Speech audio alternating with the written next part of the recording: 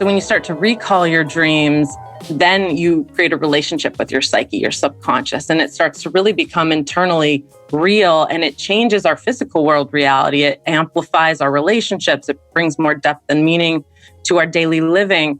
And I think that's what we're all really seeking right now is just, I think most disease and psychological issues are from a disconnection with our soul, a separation, or somewhere where we've been told you can't have access to this.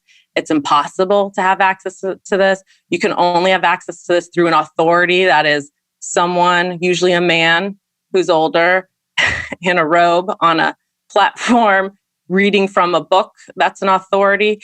And so what does that look like when we really just ask, what's true for my heart? What feels really true? And trusting that divine spark that's been placed inside of us. And then coming from that place of trust that we are on purpose and that we were created for a reason, and that maybe we can actually dig through our dramas and traumas and projections and programs and trust that there's something deeper there to relax into. When did you discover your soul? Yeah, I think like the onion, it's almost like different levels too. I don't know if you guys have had this experience too in meditation where you're like, oh, now I'm there. Now I'm there. And then it's like, oh no, now I'm there. Now I'm there. And it's this ongoing deepening that happens. So I think one of the first memories I have that there's more than a physical reality. I always tell people it's like my dad was a biochemist, my mom's a mathematician, and that really shaped my upbringing. And I was raised in a Unitarian household, which is a very kind of like analytical religion that is like, we encourage people critical thought, which I think was great. And I think I avoided some religious trauma with that because I speak with many different type of people. I think religion can be a pathway in, and sometimes it can be a block depending on the person and the situation. But so I speak with a lot of people that are kind of undoing programming to find their true experience with their soul. But for me, it was almost like there was nothing said about it. So in some ways that was great because there was a lot of freedom to have my own experience, but also then there was no kind of community or support when I started having mystical experiences. It was very much like, that's weird and we don't know what that is. So my first out-of-body experience was when I was about 6 years old at my Montessori school outside of Chicago in Illinois and the Midwest. And we did a little meditation where they had us laying on mats. And they're like, hey, we're going to relax. And they played classical music. And I just like floated up out of my body as consciousness. And I could see all the kids laying on their mats. And I went through the roof of the Montessori and I flew around with the birds in the sky. It was like a remote traveling experience. And then I came back down into my body. And then I started to go lower and lower down to the lower world, as they call it in shamanic terms. And it was so exciting and exhilarating. And just, I think when you're 6, it's that what's imagination, what's reality you're already having. It's, I think, complicated, right? What's an imaginary friend and what's really maybe an entity or what's, all these things. So then we sat in the circle and they're like, what was that like for you? And when I said my experience, everybody just looked like, what? And I remember the teachers kind of move it along, like nice imagination. That's an interesting story. And even as a kid, you can tell when that's like the judgment. Yeah. Yeah.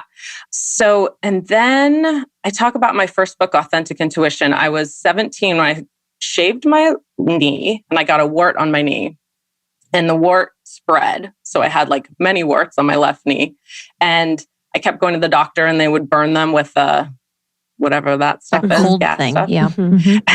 And they burned it over and over and over and over, but they kept coming back. And then I had 3rd-degree burns from that.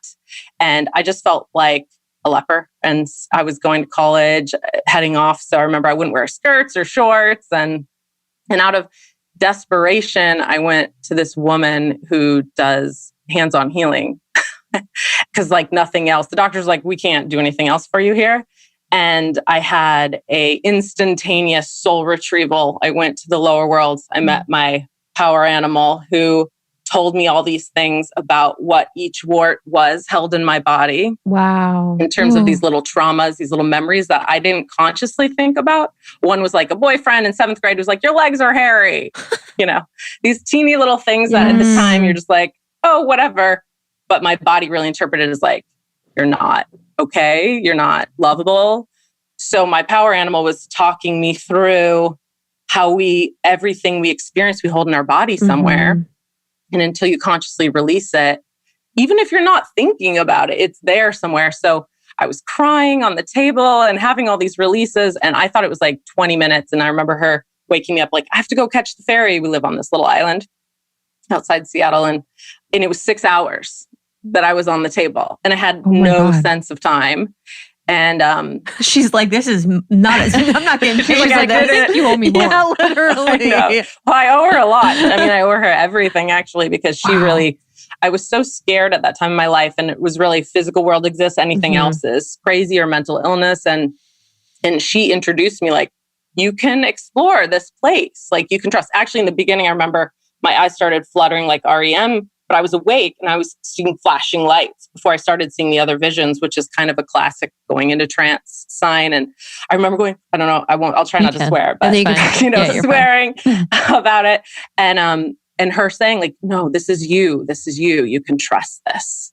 And that made all the difference, I think, if I went or not, because there was so much fear and like, what is happening? And feeling like I'm on drugs, but I didn't take anything, like it was that visual. And then seeing, it was like dreaming while you're awake and then seeing the images flashing and then moving through a tunnel into, it was just a very classic soul retrieval. So later when I went to Pacifica Graduate Institute to study depth psychology, I ended up studying with Stan Groff, who's known as the head of the transpersonal psychology movement. So he used to do LSD, give LSD in the 60s and 70s at Harvard to give people trips to kind of meet that unconscious material when it was used medically in very small doses. So he was doing like 3 people a day, guiding them through their psyche in the lower worlds and facing trauma and unconscious material. And then when it became illegal, moving into holotropic breathwork. So using breath to get to those altered states. And some of us are just kind of more primed to go there quicker. I think I'm one of those people where I'm a real mystic at heart. I'm just kind of always one breath away from a real other veil experience. For some people, it might take ayahuasca or deep meditation, TM, or competitive running, right? There's all kinds of things that can change our brain state to get us into more of a flow place, but going from beta to theta. And so I think it's one of those things that I love the quote from Einstein that's like, you can't solve a problem on the energy level in which it's been created. And I just think about that all the time. Most of us are humans rolling around in beta state. Like, why did my boyfriend do that? I don't know. And like, why is this pattern happening in my life? And why do I never feel acceptable? And they're trying to solve that question from the energy level, the brain state of beta.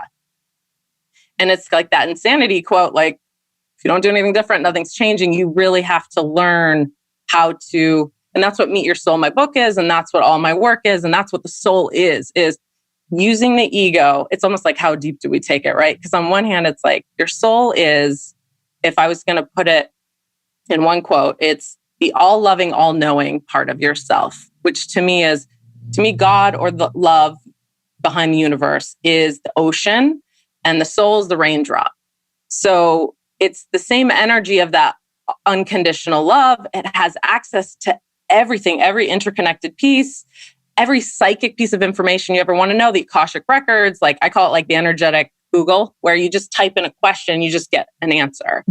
But it does take skill, practice, discipline to be able to clearly assess what's my ego, is this something I want to hear? Or is this true psychic information coming in? And so that's what most of the work is. I do sessions with my husband. We do sessions with people. We do retreats. And it's the nuance of that. Because in some ways, it's like the most natural, simple, easy thing you'll ever do because it is you.